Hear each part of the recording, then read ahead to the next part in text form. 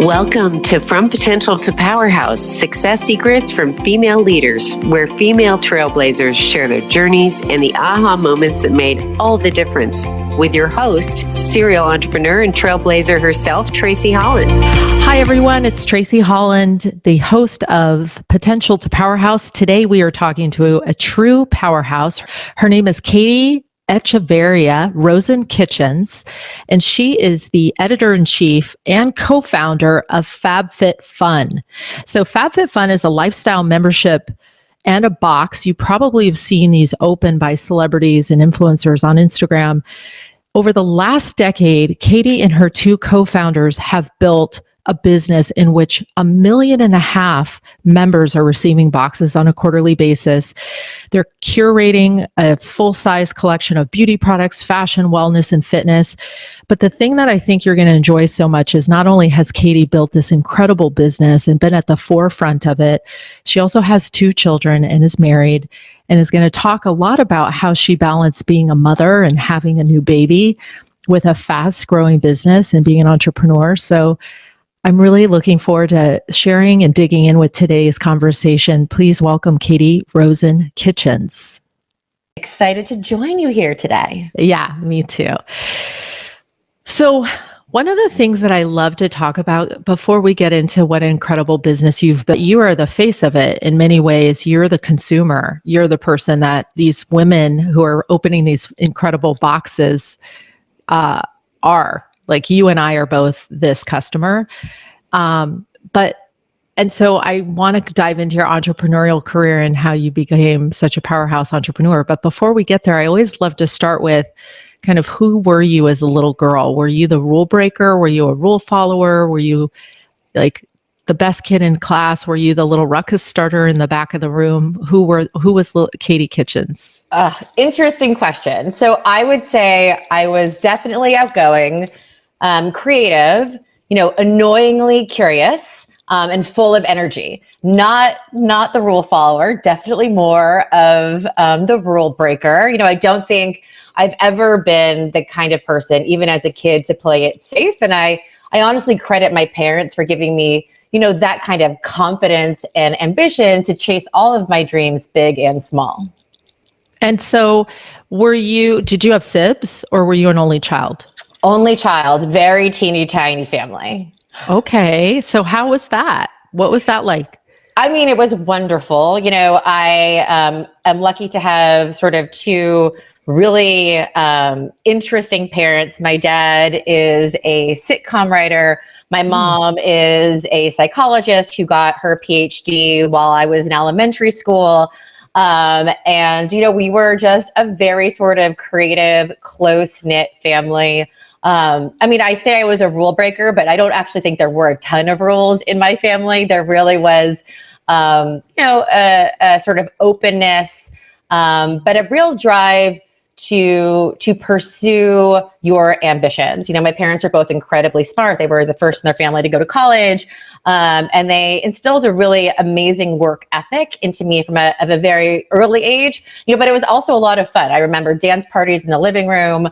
I remember my dad once came to my elementary school to pick me up, and he told the principal that there was an emergency, and the emergency was that we had to go see a movie, and that was kind of the day-to-day of family life. Oh, that's amazing. I like your dad. I want to hang out with him. Yeah, he's pretty So fun. it sounds like as you were growing up, the idea of going to college or the idea of having a successful career was foregone. Like you were already in motion for powerhouse status in terms of just how they saw you. 100%. Although I don't know that they would have thought I would have taken this particular career path. I think I was more of a creative when I was younger. And I think my passion has always been, around entertaining people and trying to, put more joy and fun into people's lives. I think they probably expected me to be, a writer or an actor, which is a lot of the stuff that I did as a kid. And I think the sort of entrepreneurial stuff has been a bit of a lane change. But from a very early age, it was the sort of idea that you can really do anything as long, as you put in the hard work. And you were on the East Coast at this time or West Coast? West Coast, grew up in Los Angeles, made the big move from Tarzana to Encino when I was in elementary school. I went to private school out here. And,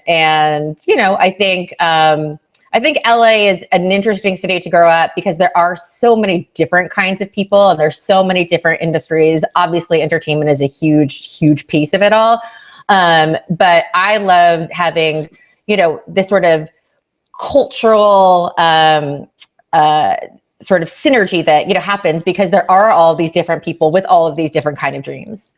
Oh, yeah, for sure. But you did go to GW. I did, yes. For undergrad. And were you a journalist or what was your focus at that time? So I knew from I think an early age that I was going to go somewhere outside of, California for college because I felt like I would end up here eventually. And I really wanted to, I was very independent. I was like ready to get out at 17. I left the house. GW, I was an English and sociology double major with a minor in art history and clearly no ambition to ever make any money. Right. So at that time, you did not understand how that would tie in. But this is the part that I think is so amazing about some of these powerhouse stories is like, we don't understand until we're ahead and looking hindsight, how we connect all the dots, right? Because at that time, I mean, I'm sure being an English and sociology major just actually plays such an important role in who you are today in your entrepreneurial business, does it? Oh, 100%. I mean, I think, on one hand, we still very much think of ourselves as storytellers. We believe that's hugely important to the brand in general. As consumers have changed, they're no longer just interested in a label or the cheapest product. They want to understand the inspiration behind the brand. So, that's why I get to do so many founder chats. We do tons of articles and videos, on the ingredients, on the sourcing, on the reasons why we picked the products that we did.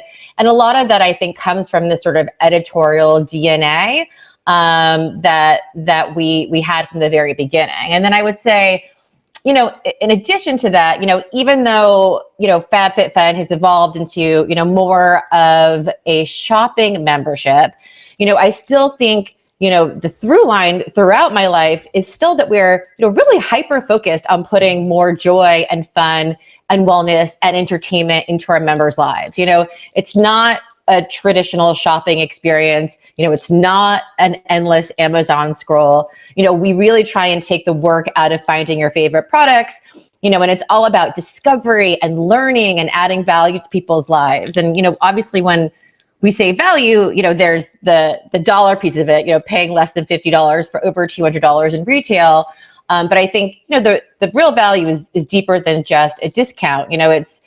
It's the idea that we sort of get to know you better than you know yourself and find you new brands and products that you never even knew that you wanted. And we get to tell you all about those brands and why you should also fall in love with them.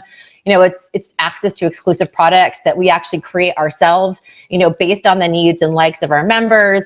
And then some of sort of the connection and community that happens within the membership. And at, first glance, I think it can seem sort of small, but I do think we're really adding, joy to our members' lives.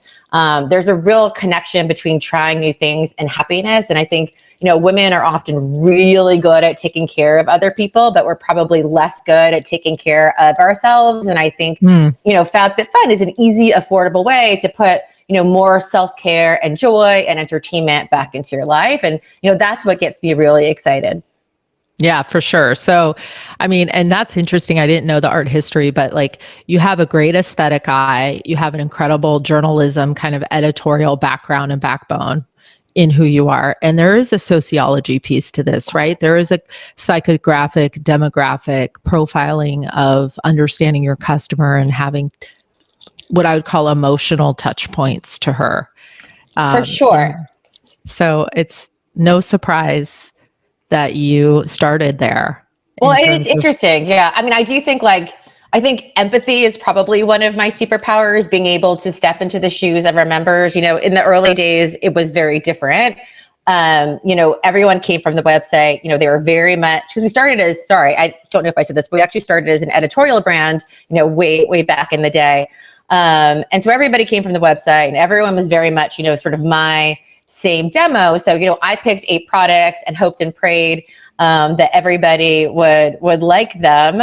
And that was fun, and that was a good feeling. And that was very much trying to get in the mindset of our member. Of course, things have changed, now that we're well over 1.5 million members, there's, so much more that goes into the curation when it comes to consumer insights and data science.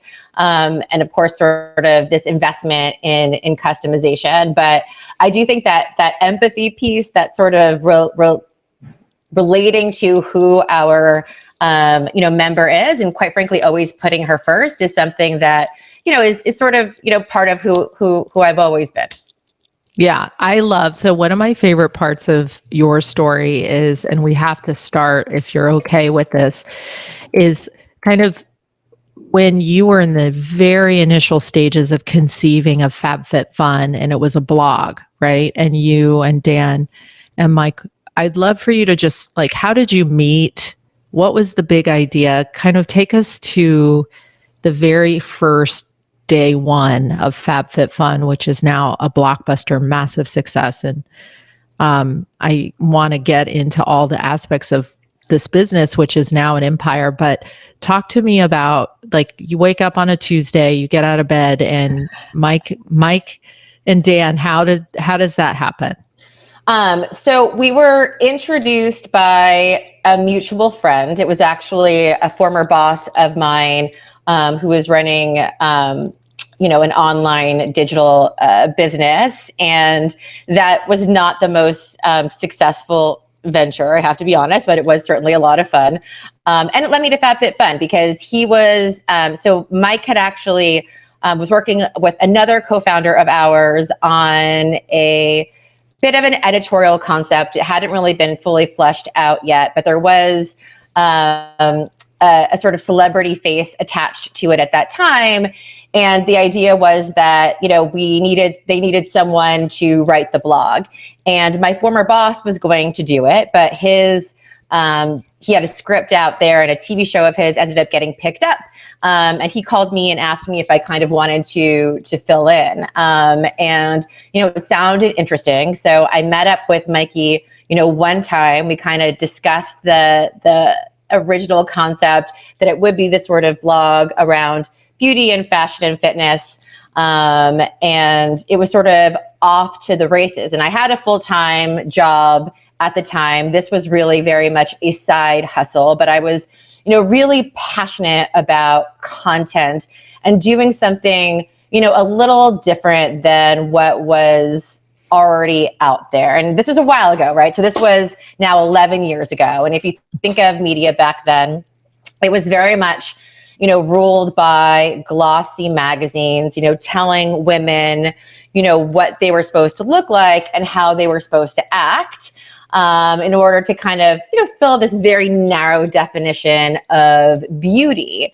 And as a Puerto Rican, Jewish, chubby, curly-haired girl from the Valley who definitely did not fit those stereotypes, we wanted to be something different, something, honestly much more positive, more like your sort of best friend giving you tips and tricks to living your best life. And we ran it as a media brand for about 3 years. We built up a really nice following, but honestly, media was a pretty tough business back then. Every newsletter was shutting down, every magazine was closing its doors. And while we only had a very small team, we knew that we probably want to give them the occasional paycheck. And we knew that we were going to have to evolve the business. And we, thought about doing many different things. We had a FabFitFun fitness line in mind. We had a FabFitFun flash sale sort of situation at one time. But we kept coming back to this idea of subscription. And that's where things really started to change.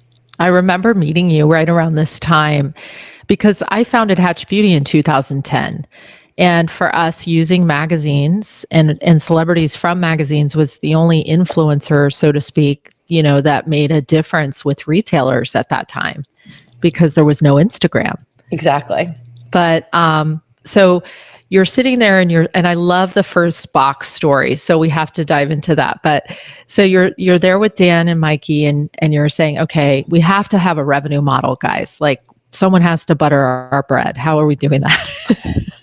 Right. Exactly. And you're thinking, okay, let's create a box and we're going to curate the best of the coolest and put it into this box. And then we'll have a subscription. Or was it a one-time transaction? Like we'll sell one box and see how it goes. So we definitely had subscription in mind from the very beginning. You know, at the time there were a couple sample beauty boxes that were really popular. And, you know, honestly, as an editor, I loved the idea, right? I loved trying new things. I loved getting packages in the mail. But I'm also really cheap. So the idea of, you know, paying for samples that you could go get for free at Sephora just seemed, you know, really challenging.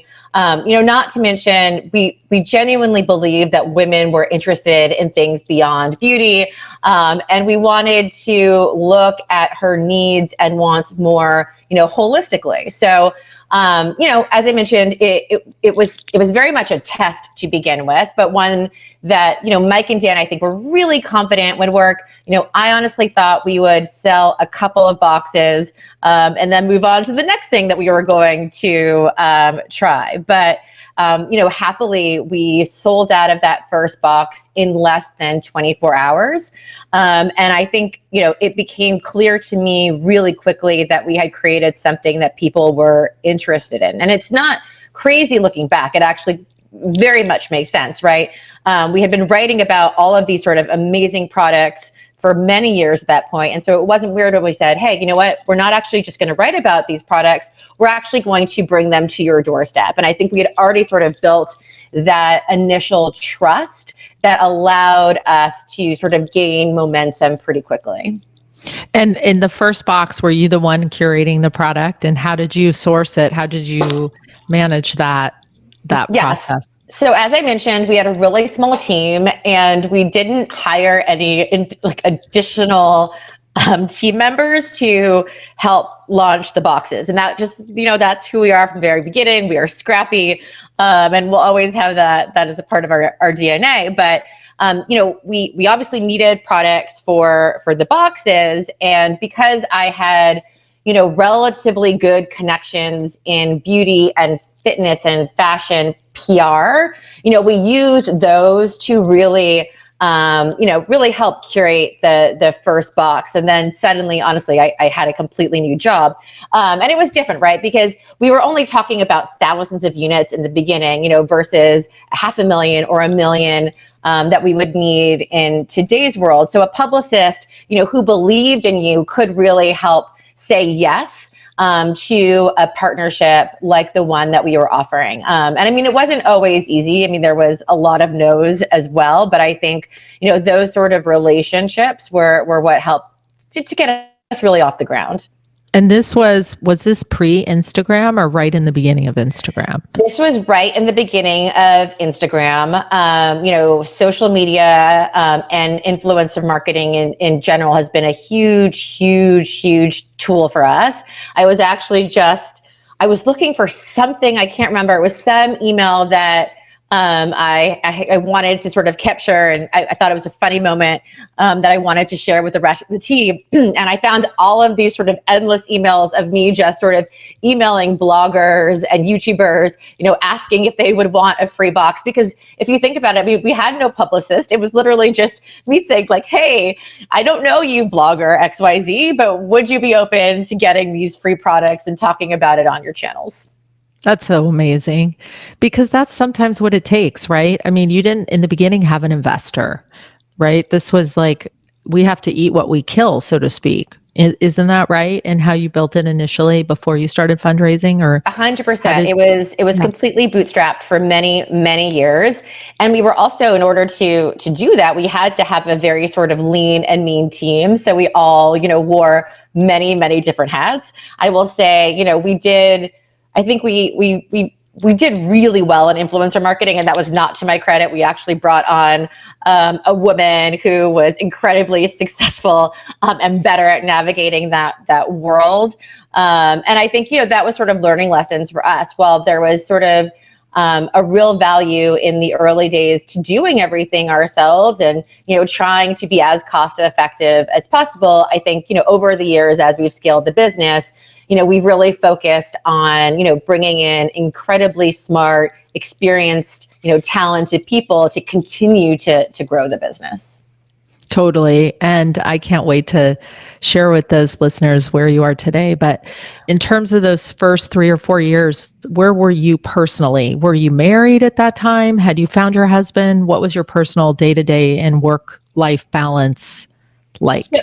So weirdly, I met Dan maybe like the same week that we started FabFitFun. So he's been here on the journey from the very beginning. And, honestly, I'm positive that I would have not been able to do it if he was not there.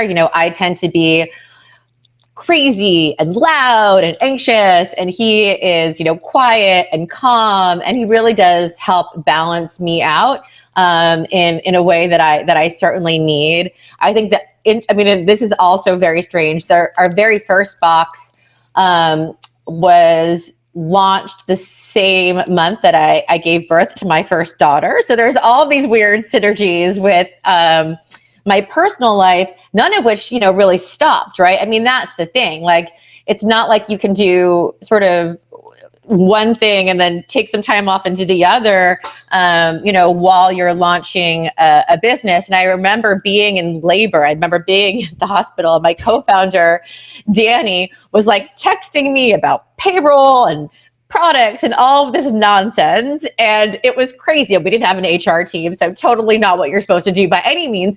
But I will say I was so nervous about having the baby that having something else to think about was honestly really helpful. It ended up being a really wonderful, wonderful way of easing some of my nerves. We have so much in common. I was the exact same way. In fact, my OB, when I was in the delivery room, he said, he said, I've been head of OB here for 31 years. I think you're my only patient who's ever been on a conference call and put them on hold while I'm checking if your cervix has dilated. He goes, I've never seen this before. So I was funny. like, well, is that weird? I mean, what else are you going to do? You got to do it. Right? I'm not going to watch, I don't want to watch TV. Like, Yeah, no. I'm going to, right? So he's now my LinkedIn friend. Oh, I love it. I think he wants to see like what's next. Yeah. So I totally get that. And I think for those listening, women, especially in their 30s, are always trying to figure out, and I hear often, how do I do I want to have children. I know this is an important part of who I am in my roadmap, but I'm an entrepreneur, by nature, and I'm starting this new business. Like, how did you do both? And I don't know, I'd love you to share how you thought about that at the time, but like, I didn't try to figure it out. I literally would wake up and go, okay, here's what I have to do today. And I'm not trying to figure out even tomorrow or next week. Oh, how did you manage that? Yeah, no, same. And look, honestly, in the beginning, not well. I think I was definitely, burning both ends all of the time. And I was very much a crazy person. And I did have a tremendous amount of guilt because I felt like, I wasn't, a good enough mother because of all of the time I spent away from my daughter. And then I felt like I wasn't a good enough leader because I had to, think about my daughter so much. And that was, a real struggle. And it's taken me a while to get to a sort of, place of realization that you don't have to be 100% to everyone all the time. And that's okay. And that's why you build a great team. And that's why you let them have the reins to really, take responsibility and control and innovate and grow the company, and rely on them, and same thing with your sort of personal network. I think Dan and I really look at parenting as a partnership. And, not everything is going to be equal all of the time, but that really is our goal as much as we can. And, I feel that sort of, giant support system is really what got me through. I mean, not to mention, we lived in Marina Del Rey at the time, and my parents would pick up my daughter from daycare in El Segundo several times a week. And I mean, it was just, everyone was going a little crazy. But, that's sort of the nature of the early days of building a business and having kids. And there's never going to be a time that's right. There's never going to be a time that's perfect. It's always going to feel scary. And that you're just not enough. But it's not true. My kids are happy. They don't know any different. They tell me all the time that they have the best mom in the world. And, we have to accept that's true. I so get this. Yeah. So did you take maternity, or were you back at the office and bring the baby with a nanny, or how did you handle the transition in from baby one back into the work life? Yeah, I didn't take like a traditional maternity leave. I think I was probably home for a couple weeks, and then would bring Summer into the office. And I will tell you a very funny, embarrassing story. So one of the things that I would do all the time is I would pump under a cover everywhere I went, right? If I was in an Uber, if I was at the office, if we were at a meeting, you'd hear that wah, wah, wah sound. Oh, yeah. You're like, what is that? I'm like, you know what? Baby's got to eat, do what mommy's got to do, and it was fine. But on the days that, I took Summer in, obviously I would feed her underneath the cover. And we were in a meeting, and at the time it was, everyone at the company, who was probably not even 15 people.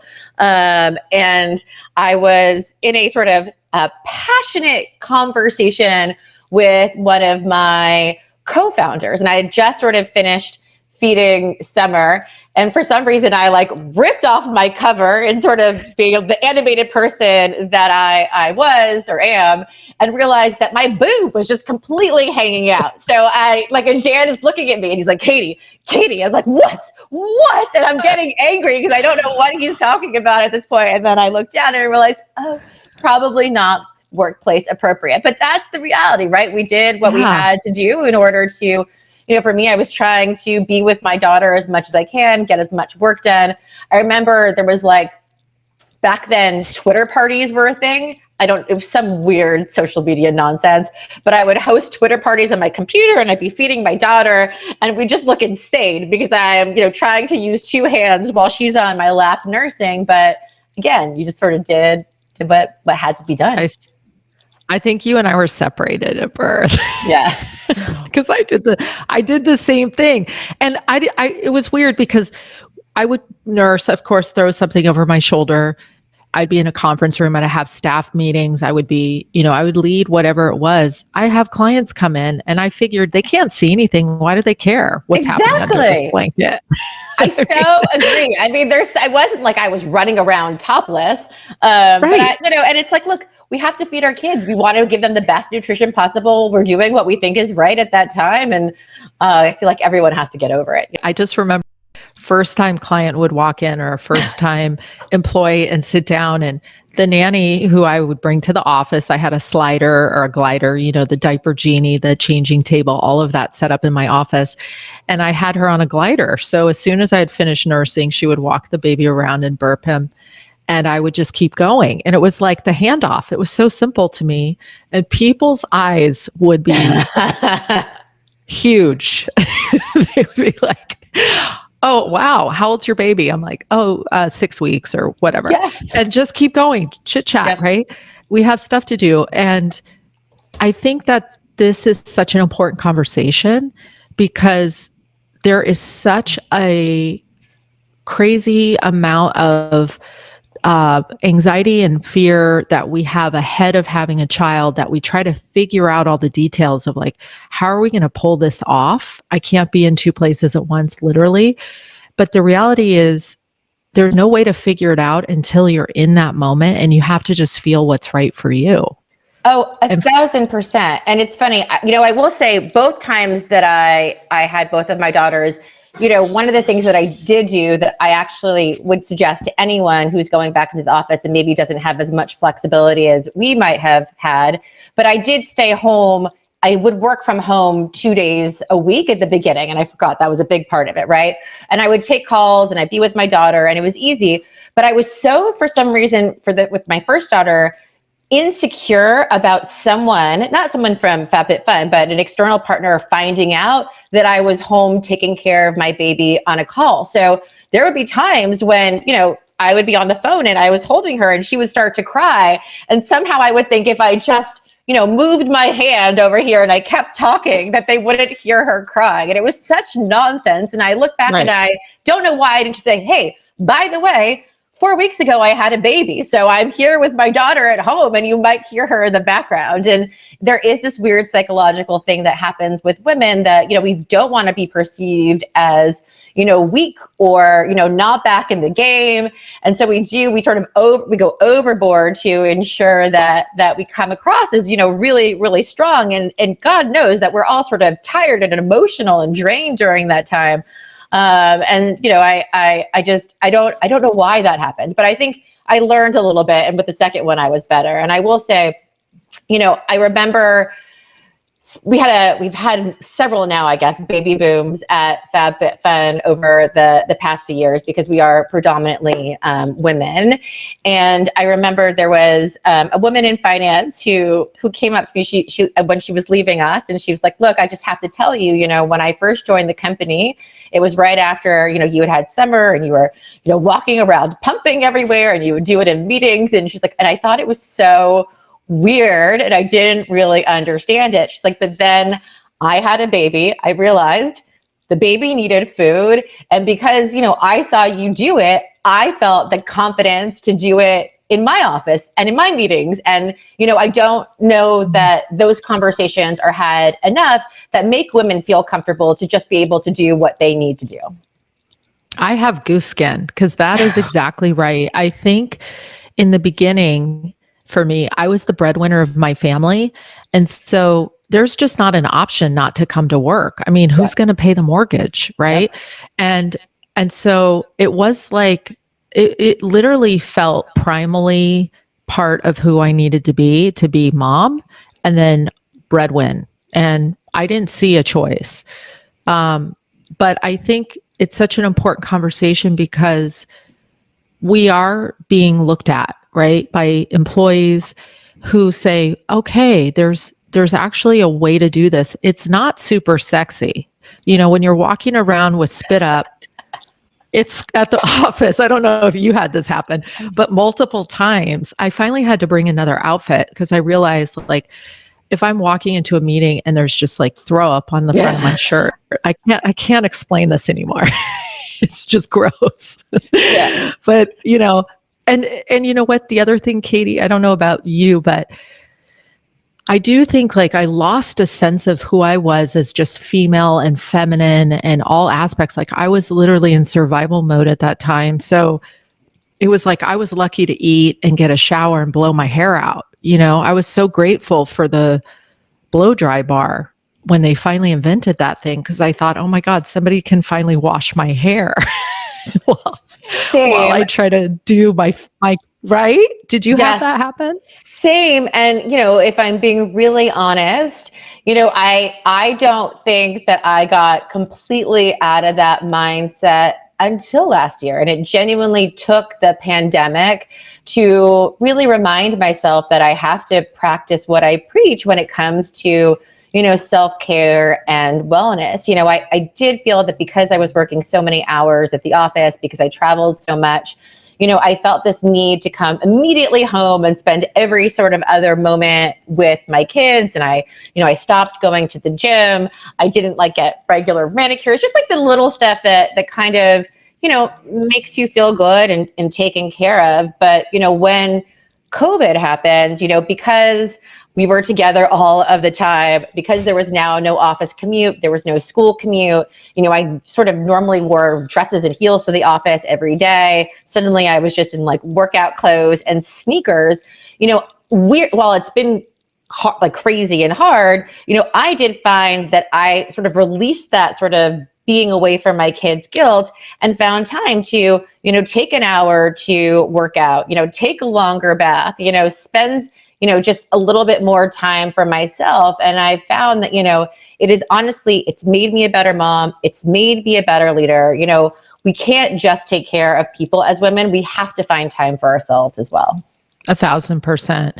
So let's now I'd love to just understand your hockey stick trajectory in terms of having built FabFitFun, because when I think of FabFitFun now, I think of you as a media business, and I also think of you as a product business, and I also think of you as an experience business where you're getting delivered to your home this beautiful curated experience that's going to be not only these like surprise and delight product, but also you've built this whole robust algorithm in the back end that allows people to customize their own personal box, which is a really big deal.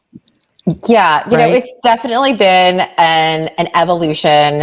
We really think of ourselves these days as, a shopping membership, as a way, as really changing the way that people shop and discover products, and just creating the sort of most amount of, value possible. And, we've invested, a ton of sort of time and effort and money into this sort of customization platform, really putting in tools at the warehouse, so that, we can bring these now, customized boxes to life in order to scale the business, right? Because look, like I said, in the early days, everyone was, basically like me, but now that we've grown, the audience has just become much more diverse. And, we certainly know that, a 16-year-old in San Diego, probably doesn't want the same product as a 65-year-old in Kansas City. And we have both of those women within our membership. And so, in order to continue to, satisfy current members and, grow the business, customization was just inevitable. And it's not easy. If you think about some of your sort of like best memberships that you subscribe to, like a Spotify or a Netflix, those are, custom tailored for you, but they're doing it in a digital space. When you do the sort of same type of customization, as we are sort of, thinking about how to put to, products based on your age, where you live, your skin tone, skin type, likes, dislikes, with physical products, it's much more challenging.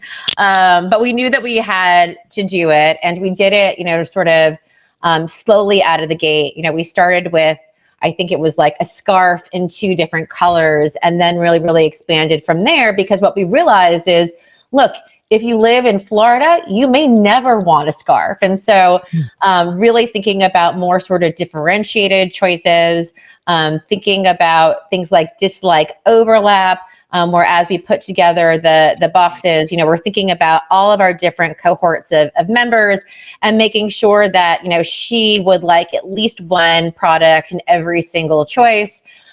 It's also, it's so much of a dance. It's really like a puzzle where, we intentionally curate brands that are well known to our members to really establish that sort of retail and value of the box, and then put those with the more sort of up and coming niche brands to, one, create that surprise and delight, and 2, reach sort of new, different audiences that might not, be a part of the sort of past membership. And, so much of that is due to our incredible team.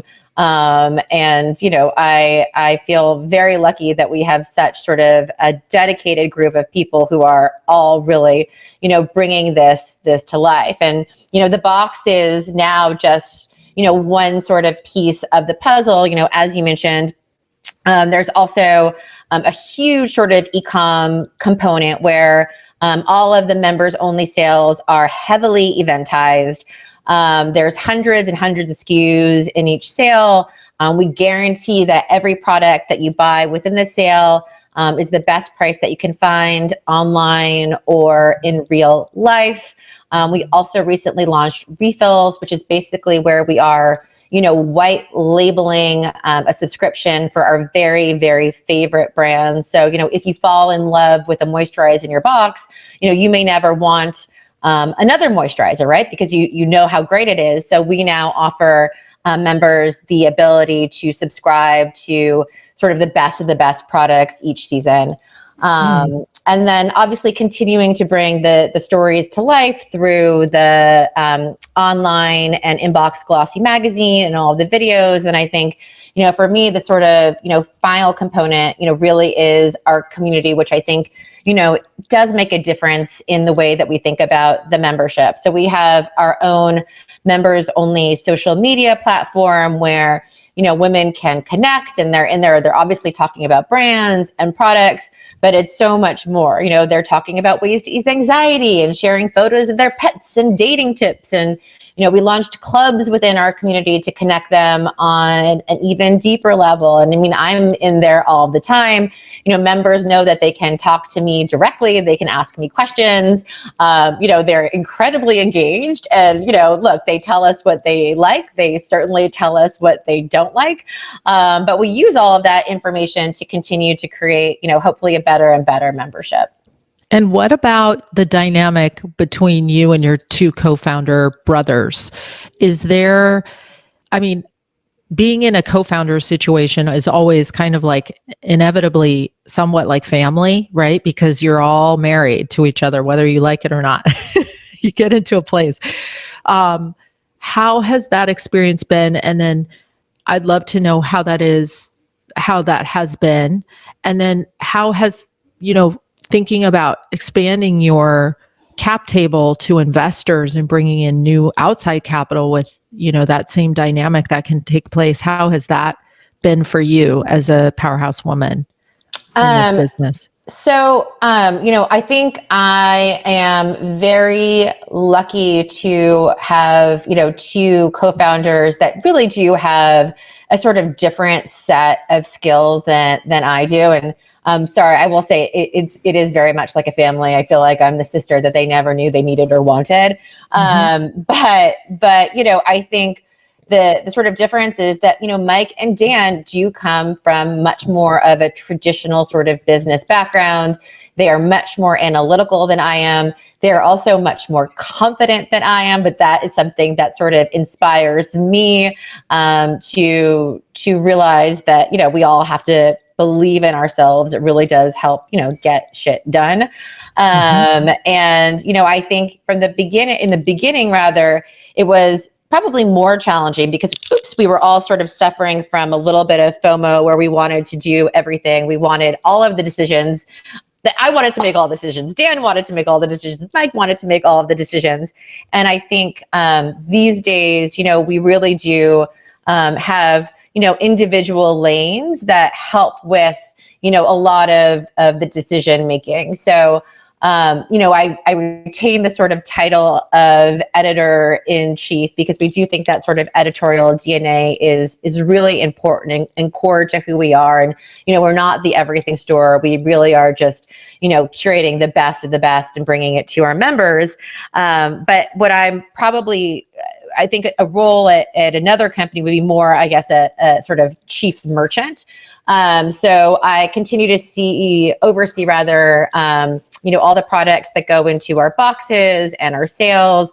I oversee a lot of the product development, a little of the consumer PR, a lot of the biz dev stuff, and events when that's a real thing. So it's really much more of a partnerships role, I would say, more than anything else. And I also, like you said, I'm sort of the face of the company. So I get to do a lot of the speaking on behalf of FabFitFun, whether that's, directly to our members on social media platforms in our community, or, going to conferences. I'm obviously very passionate about what we do at FabFitFun. I could talk about the business all day long. And so that's a real gift to be able to bring to life, what we're doing and why the partners that we have are so incredibly interesting. And then in terms of capital raise and bringing in outside capital, what year did you decide to do that? And what was that experience like for you? So, it's been interesting. I think we sort of wanted to, bootstrap the company for as long as possible. But then at some point, you just need money, cash to innovate, right? And if you talk about the things that happen at the warehouse, we often compare the box. It's almost like a couture dress, right? It's made for you, and none of it is the same. And we're sending out millions of them at once. That technology is not cheap by any means. And I think we also knew that we wanted to bring in more sort of top tier talent. So that was really Mike and Dan's baby the first time around. I will say that we are thinking about doing a little something else in the future, and that's been I've had an opportunity to really sort of get my hands dirty, if you will. And, I would say the interesting thing about it is it's a lot of saying the same things over and over again. And I think there should be a world in which we can sort of videotape our pitch and then maybe take questions afterwards, because it really, it's a tremendous amount of time spent doing the same sort of thing over and over again. But I think, the most important thing when it comes to investors and your board is really finding people who can see your vision from the very beginning. That sort of, I think, long-term strategy alignment is just, it has to be there, right? They have to believe in what you're doing. They have to believe in you as leaders, and sort of trust your instincts to guide the company to success. 100%. And isn't one of the brothers an investment banker, recovered formally, or was he a finance guy? They're not investment bankers, but they are active angel investors. And we actually do a fair amount of investing at FabFitFun as well. So and we'll do it in different ways. So for example, we have our own sort of house brands initiative where we've launched a number of brands under the FabFitFun wheelhouse, based on what we see our members want, and maybe seeing some white space. But then in addition to that, we will do things like we will JV a potential brand. So one of the things that we heard in the community was we had these sort of faux fur blankets that members just loved. They couldn't get enough of. They were obsessed with the idea of faux fur. It was just something that for whatever reason they were really interested in. So we found actually an operator, and we launched a brand called Unhide, which is a faux fur based brand. We brought on Ellen DeGeneres as the third co-founder to really bring to be the face, because she is such an animal fanatic. And we launched the brand through the box based on, our own sort of consumer insights. And that product, not surprisingly, is our top rated product of all time. And it's really successful in its own right. It has its whole sort of life outside of FabFitFun. And we've done a number of those kinds of partnerships and just investments in the sort of brands that make sense for the FabFitFun sort of world. Katie, that's amazing. I had no idea. How cool. So where is FabFitFun today? If you're the listener, how many members, how many employees? Kind of give us an overview.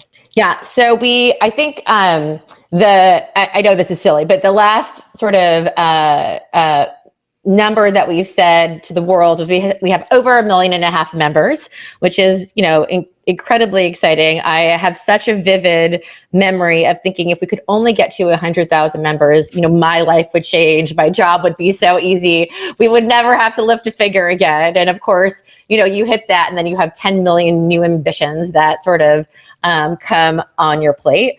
We have about 500 employees, which is also, pretty amazing and mind-blowing considering where we started. Yeah. And I mean, we've really done some, I think we brought on our first CMO and first CFO last year, and they've really changed the game dramatically. Excited to continue to, invest in ways that we just bring more and more value to our members. You're amazing. That's incredible.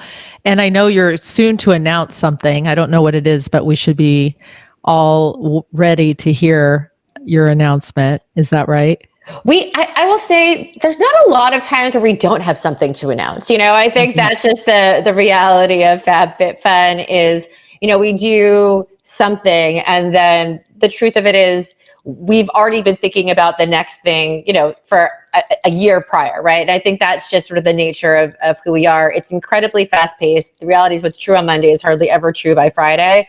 And that's the fun of it. Not everybody likes working in that kind of environment. I really like to thrive on the volatility and the chaos and the craziness. I think you have to do things that feel scary. At least that's what makes me, feel like I'm moving the needle forward, that we are trying to do things that haven't been done before. That's where the fun really comes into play. 1,000%. And if you had some success secrets, or, I wish I had known this now, what I know now, I wish I had known this 10 years ago. Here are some things that I do daily, or, ways I live my life, or things that I do in terms of my entrepreneurial acumen. Is there any success secrets that you could pass on to the listener that would say, oh my gosh, this was such a great way to do this, and I would wish I had done that? Sure. So I would say, I mentioned this earlier, but one of the things that I do start my day with every morning is, some kind of workout. I really have fallen in love with kickboxing. But anything, whether it's walking or Pilates or running, it's just a really nice way to start my day. And, I feel like I have a clear mind to head into work. And I would say another thing, I do really make an effort to do what I'm least looking forward to first. I am a natural procrastinator. So making the less desirable tasks my first priority, really does help to make sure they actually get done. And then I feel good, even though I'm dreading it, I really I'm building myself up into this sort of tizzy of not wanting to do something. I feel a lot of relief that allows me to, I think, be more effective for the rest of the day. I also, I schedule everything. I mean, really everything, meetings, of course, but, also time to respond to emails, review reports, obviously the weekly one-on-ones, but, time during the day when I know I'm going to need to help my kids, the time to work out, time to read industry news, time to chat with members in the community. And look, not all of these things are going to get done because priorities naturally shift. Especially at a sort of fast-paced business like ours. But, I really do make sure to reschedule, what I miss. And, that helps me sort of, stay on track. I think just sort of a broader wish that I would give to myself 10 years ago is, just not to let the no's get you down. I would try not to beat myself up over every little mistake, and, really continually remind myself that failure is part of growth, because I didn't come from a business or a merchandising background. I always felt like I was acting or pretending. And the truth is that I was making up a lot of it on the fly. But, if I look back now, I do think there were, certain advantages to not knowing, because I didn't know how things were supposed to be done. I just wasn't restricted by what I could do or I couldn't try. And we so talked smart so much in the early days, and we still do. And, we invest in what works and we throw away what doesn't. And, that was, such a part of, I think, our early success and some of the magic. But at the time, I just felt like a big fraud, and it was hard. And I wish I was a little easier on myself. And, I guess, I will say, I'm giving a lot of advice, but I would say my last one is just, you have to hire smart and fast. And I think as a lot of entrepreneurs, we feel like natural doers. And it's really hard to give up the reins. But, as I mentioned, I really do think we've spent the last few years really hiring smart talented, experienced people, and, giving them the freedom to, succeed is honestly what has pushed the business forward. And you just have to trust your team and believe in them. Yeah, for sure. That's such an important piece. Those are great tips. And I love that. So we always end up or wrap up with a couple of quick fire questions. A couple of these you already answered, but one is, what time do you wake up in the morning? I wake up early. So I'm up at 5 a.m. every day. I will say before kickboxing, I do try and go through emails because everybody's asleep. And I love that sort of quiet moment to myself. Big cup of coffee. I love that too. And then one is, do you work out? So you clearly, yes. And I'm just like you. It's like oxygen. If I don't work out, it totally changes my day, my trajectory. Do you meditate? I wish I had a different answer, but I do not. I think it's like, as a super type A person, I am the person that needs meditation the most. But it is hard for me to get out of my head. I have goals to become someone who meditates, though. So check back with me in 6 months. We'll see how I do. Okay. Yeah, it's each to his own, but it is a process to learn. I get it. I totally understand that experience within myself as well. Do you watch TV? I used to watch a ton of TV. I haven't found as much time to watch TV, but I do love a good Bravo, nonsense show. Love a little Real Housewives. Love a little Vanderpump Rules. I'll even take some Top Chef. And it's actually, it was funny when I was, much more sort of the content space, I would write while watching those shows, and it was just enough of a distraction to be creatively stimulating, but you didn't have to pay attention to every word. You didn't really miss anything. So that was, It ended up being very helpful. Well, and a lot of those ladies and women are amazing women on that show, and those shows are huge fans of your box. So we love a Bravo celebrity. Yes. Yeah, we love that. And then, do you believe in aliens? Do I believe in aliens? No one has ever asked me this question before, but yes, I think I believe in aliens. Yes, I have to think that something else is out there. Someone else is out there. No, I just always wonder, like, they're starting to come out with more and more. And I hear so many people who are so smart and so, well educated. And we're like, yeah, of course they're aliens. Like, we're just waiting for the day that one of them just walks up to our front door. Because right? We can't be the only ones, right? That it just feels like there's something out there. We just don't know it yet. I think Carl Sagan says Earth is literally one piece of sand on an entire beach in terms of Earth to the entire, universe. Yeah. So that gives you a little perspective. And then in terms of your favorite age thus far in your life, what was your favorite age? Do you have one? My favorite age, I honestly think it may be my age right now. I'm 42. I was not looking forward to turning 40. I was really scared. I've always been like a little fearful of, growing older, but I do think, I finally feel like I'm coming into my own true self, finding that confidence, being as authentic as possible.